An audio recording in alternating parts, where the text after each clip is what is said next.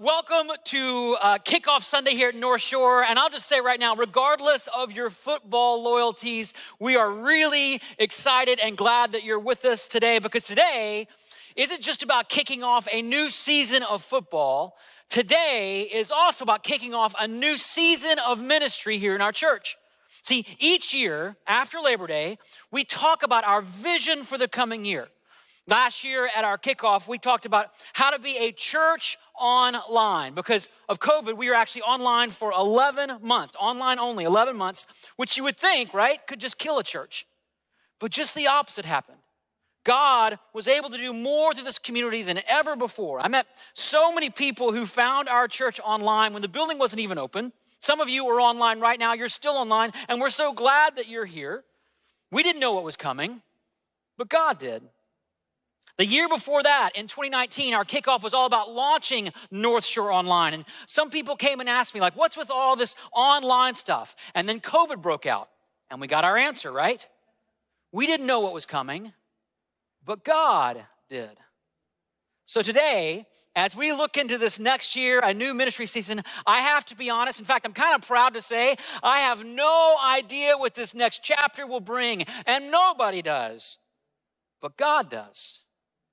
And that's the core of our vision as a church. This church is not built around what we can do. This church is built around what He can do.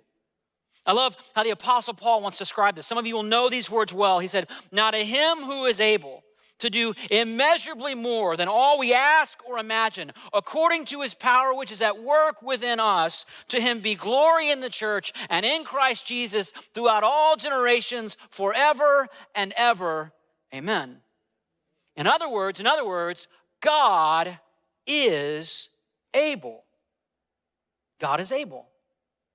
And just so you know, Paul didn't write these words from like a comfortable chair in a nice office. He was literally chained to a wall in a prison cell in the city of Rome. And yet he was adamant, no matter what the circumstances, no matter what the situation, no matter how bad it may seem, our God is able. And as a pastor, I see examples of this all the time in our church. This past year, a woman in our church lost her young adult son, the same year that she lost her sister. And her life was thrust into a season of indescribable loss and pain. But in that darkness, God was able to move in some powerful ways. Her community rallied around her. The memorial expenses got miraculously paid for. The hope of resurrection was discovered, and God's presence became more real than ever, because even in the darkest places, God is able. Even when your marriage or career is in trouble, God is able. Even when you feel alone or afraid, God is able. Even when you feel like you've hit rock bottom, God is able. How able? Able to do immeasurably more than all we ask or imagine, which is a lot of able, isn't it? Some of you may remember before the days of Netflix and Prime Video, you actually had to watch commercials when you watch TV, right? That kind of side story. Our daughter Nora, who's 4.5, saw a commercial for the very first time. She thought I turned off her show. She started crying hysterically. But commercials, as you know, used to be normal. And one of the most famous stars in TV advertising was this inventor and salesman named Ron Popeil. Some of you would recognize him. Ron actually just passed away just a few months ago, or a couple months ago. And he left behind this legacy of inventions like the pocket fisherman and hair in a can and the Veg-O-Matic, which inspired parodies like the Bass-O-Matic on Saturday Night Live and Forgive-O-Matic on VeggieTales. Some of you know those, right? But what I remember most about Ron were those iconic phrases he would use when he was selling a product, his taglines, things like, set it and forget it, you know it, right? And no muss, no fuss. And my personal favorite, but wait, there's more, right? And that's kind of what Paul is saying about God in this passage. Paul says, God is able to do what you ask. Some of you have been asking God for something really important or really significant in your life. I've got good news. God can do what you ask. But wait, there's more. Paul says God is able to do all you ask, not just some or most of what you ask, but all you ask or even imagine. And by the way, I can imagine quite a bit. Paul says, but wait, there's more. Paul says God is able to do more than all we ask or imagine. In other words, God doesn't just give us what we need. He blesses us with gift upon gift upon gift, blessing upon blessing. And you would think that would be enough. But wait, there's more. Paul says God is able, get this, to do immeasurably more than all we ask or imagine. Immeasurably means there's no scale that can weigh it. There's no telescope that can see it. There's no force or fence that can contain it. Immeasurably means nothing is too big for God. Nothing is too hard for God. In fact, the reason why we say Jesus can change everything for anyone isn't because it's cute. It's because we believe that God is able. How able? Able to do immeasurably more than all we ask or even imagine. And that's the vision, okay? That's the vision. And by the way, that's what our world needs right now. In the midst of this lingering pandemic and all the frustration and fear and fighting that continues to swell around it, our world doesn't just need a church that is gathering or a building that is open. Our world needs a God who is able, meaning a God, he can repair relationships. He can redeem regrets. He can break addictions. He can calm storms. And if this were a charismatic church, I think that would merit a little amen, right? But here's the thing. Changing the world takes more than just a great vision. It also takes a plan to execute the vision, doesn't it? I mean, think about it. Every organization out there, every company, every business, every organization has a vision. Some of them you'll know well. The original vision of Microsoft was a computer on every desk and in every home. The vision of Toys R Us is to put joy in a kid's heart and a dent in a parent's wallet, right? I just made that last part up. But anyway, here's what I love. In the 1970s, the vision of Honda, the automaker, was, we will destroy Yamaha. True thing. It's kind of aggressive.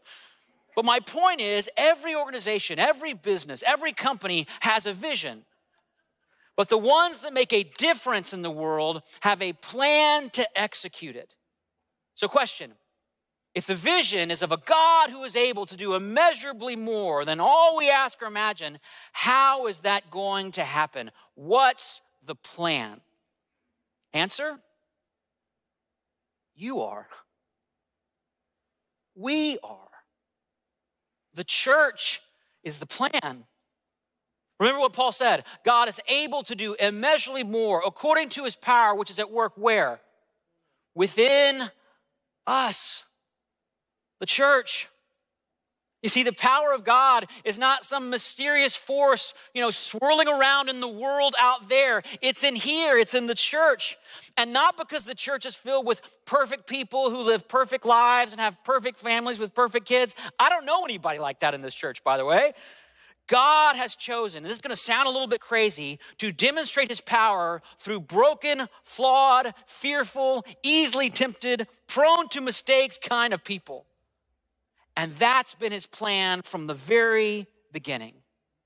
Remember, the church wasn't started by professional pastors or world-class leaders. It was started by fishermen and tax collectors and prostitutes, to whom Jesus said, I'm going to teach you how to live, and I'm going to give you the Holy Spirit. And get this, you're going to go out into the world and do even greater things than I did. And by the way, I'm not making that up. These are words that Jesus actually said. John 14:12, he says, very truly I tell you, whoever believes in me will do the works I have been doing, and they will do what? Even greater things, because I'm going to the Father. So you mean we're going to do greater things than healing the sick? Yep. We're going to do greater things than calming a storm? Uh-huh. We're going to do greater things than raising the dead? Absolutely, because that's the plan. God is going to reach this world and redeem this world through a community of imperfect people doing greater things than Jesus, because God is able. But there's a problem. The problem is that for many people, church has become kind of a spectator sport, if you will. Church is something you come and watch rather than something you go and do. I was thinking this past week about my experience playing football. I played one season of football when I was in 7th grade, and for whatever reason, I was put on defense. And as you know, to be on defense, you gotta be like big and strong and fast. Well, I was about 5 feet tall.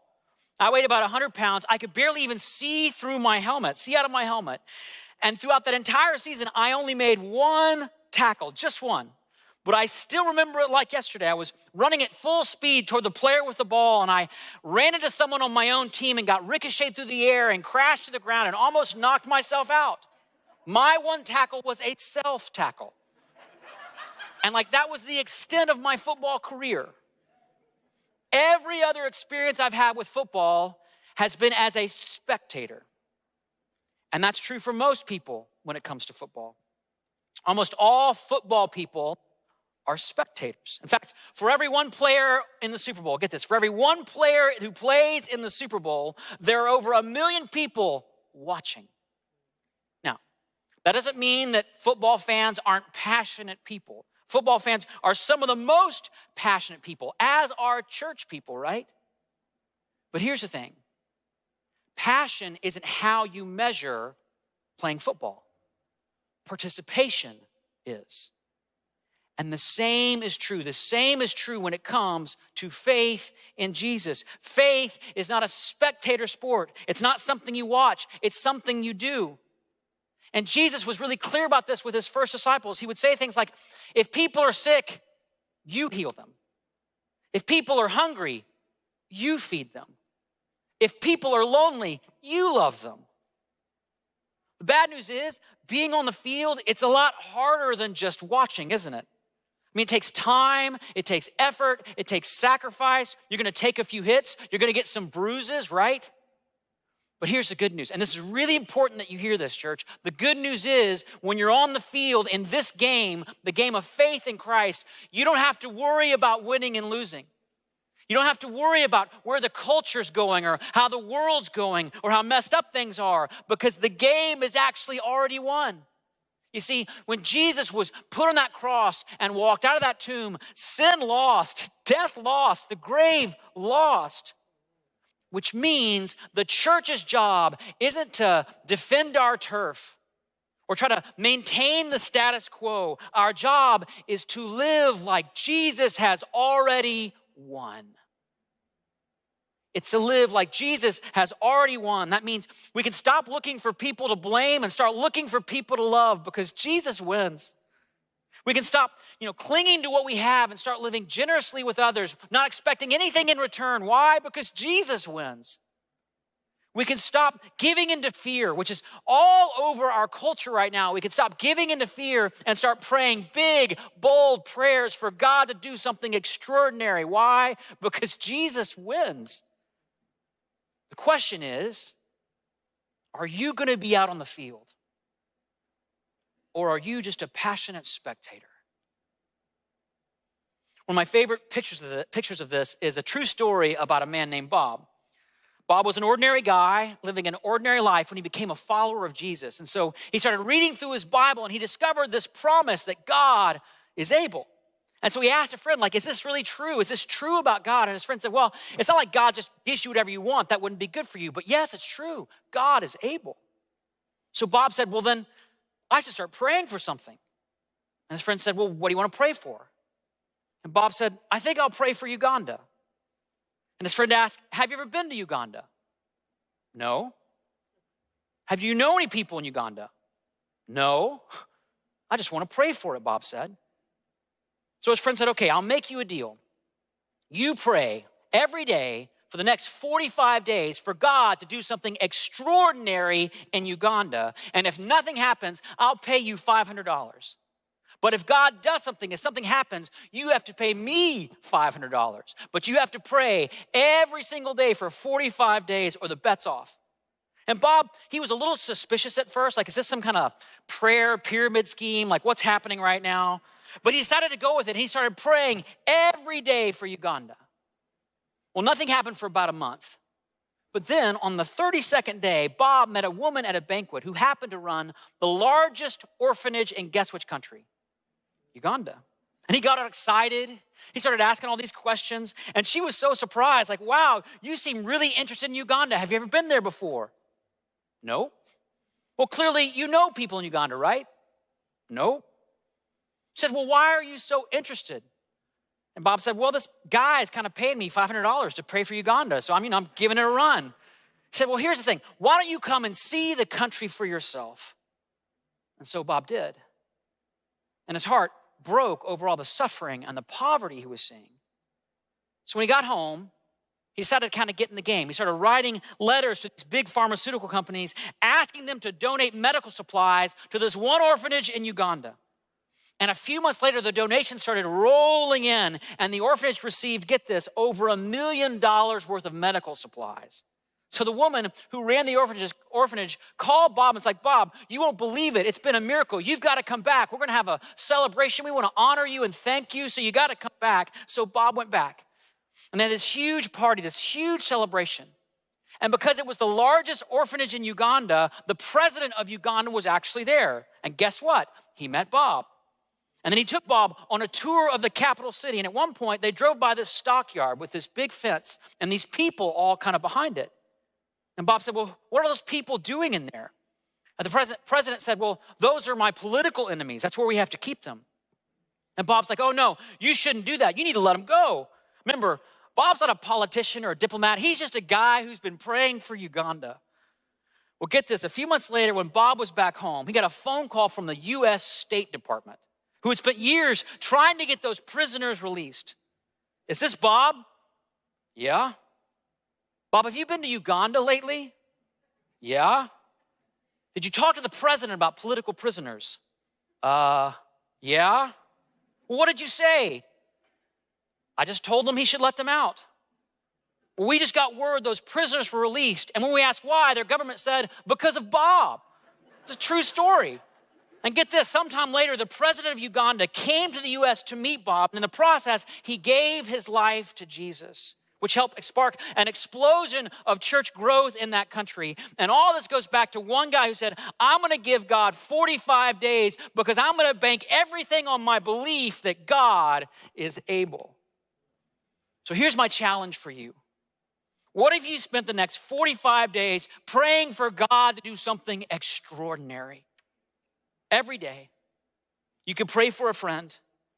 You could pray for a family member. You could pray for a city. You could pray for a whole country, but you have to pray every day for 45 days. And here's the thing. If God doesn't show up, if God doesn't prove himself, if God doesn't do something remarkable, then Pastor Wolfgang will pay you $500.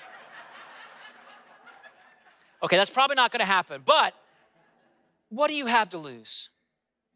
What do you have to lose? And for those of you who may not be sure about this whole Jesus thing in your life, what if you spent the next 45 days just finding out for real, is this Jesus guy who he says he is? Is this for real? Next week, we're going to start a new message series that will run for the next 45 days called Who Are You Following? It's about the difference between just being a Christian and being a follower, a disciple of Jesus. I think it's going to be a defining moment for our church. And it's going to help those of you who've had maybe a bad experience with Christianity or Christians get a more accurate picture of who Jesus really is and what he actually wants in your life. So what if you made a commitment to come back for that? What if you said, I'll explore Jesus for just 45 days, and not so you can become a more passionate spectator, but so you can experience the joy of being out on the field and out in the game, the joy of God using your life to do immeasurably more. Because friends, that's what the church is supposed to be. You see, the church is not meant to be some quaint, old-fashioned, outdated organization that exists to kind of entertain religious people. The real church, the invisible church, the capital C church exists to heal people and restore people and resurrect people. The capital C church spans 2,000 years. It survived pandemics and plagues. It includes people from every nation and tribe and tongue. And when it stands before the gates of hell, they tremble. Just imagine that for a moment. Imagine being part of a team that can't be stopped, in a game that can't be lost. Imagine God working to redeem every evil, every injustice, every harm, every hurt, but you're not watching from a distance. You're part of the team. You're on the field. You're in the game. Imagine for a moment when that day comes, when your time on this earth is done. And by the way, that time is coming for everybody. Imagine when your time on this earth is done and you take your last breath and you finally see Jesus and he looks you in the eyes and says, well done, great game. You left it all on the field. You gave what you had, and he begins to show you all the greater things he did through you. Imagine seeing kids who found their identity in Christ because you mentored them. Imagine seeing people who were rescued from poverty because you sacrificed for them. Imagine seeing friends or family members who were once so far from God but are now worshiping Jesus because you told them about him. I think in that moment, the only words you could muster are simply, now to him who is able to do immeasurably more than all we ask or imagine, according to his power that is still at work within us, to him be glory in the church and in Christ Jesus throughout all generations, forever and ever.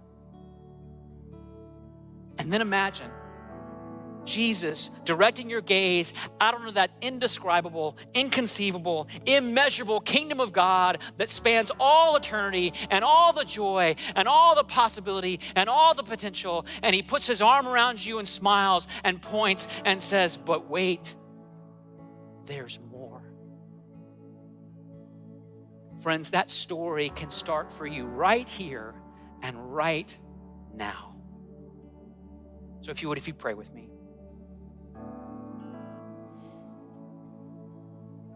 And as I pray, I want you to just reach out and grab that Connect card that's with you or you had with you before. Just hold it in your hand for a moment. I know some of you have been stuck in the bleachers for a while. It's been a hard 18 months, right? Filled with struggles and setbacks.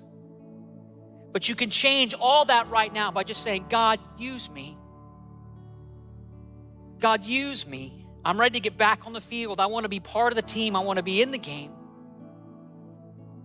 That's what that card is for you to take a next step, to get out of the bleachers and into the game. Do it. Don't settle for another year in the cheap seats. Some of you are here and you've never made a decision to trust Jesus with your life. I just want to tell you there's an eternity of joy and purpose and significance before you, but you have to choose. Are you going to trust Jesus or are you going to trust yourself? So if you want to trust Jesus right now, if you want to surrender your life to him for the first time, you can just say, Jesus, I believe that you're able to forgive my sins and make me new because of your sacrifice on the cross. And if that's your prayer, if that's your hope, I just want you to write down on that card, I chose Jesus. Just write it down. And by the way, way to go. There's nothing more important than the decision you just made. We want to begin this journey with you. Jesus, you are the vision.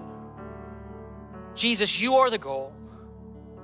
And for whatever reason, you've made us the plan.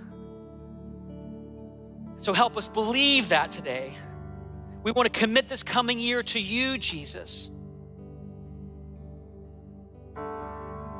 We don't know what the future holds, but Jesus, we know you hold the future because you are able. So as we think about the Puget Sound and beyond, we pray that you would do immeasurably more than all we can ask or even imagine, according to the power that is at work right here in us. May that be true, Jesus. May that be true. We pray this in your name. And everybody said, amen.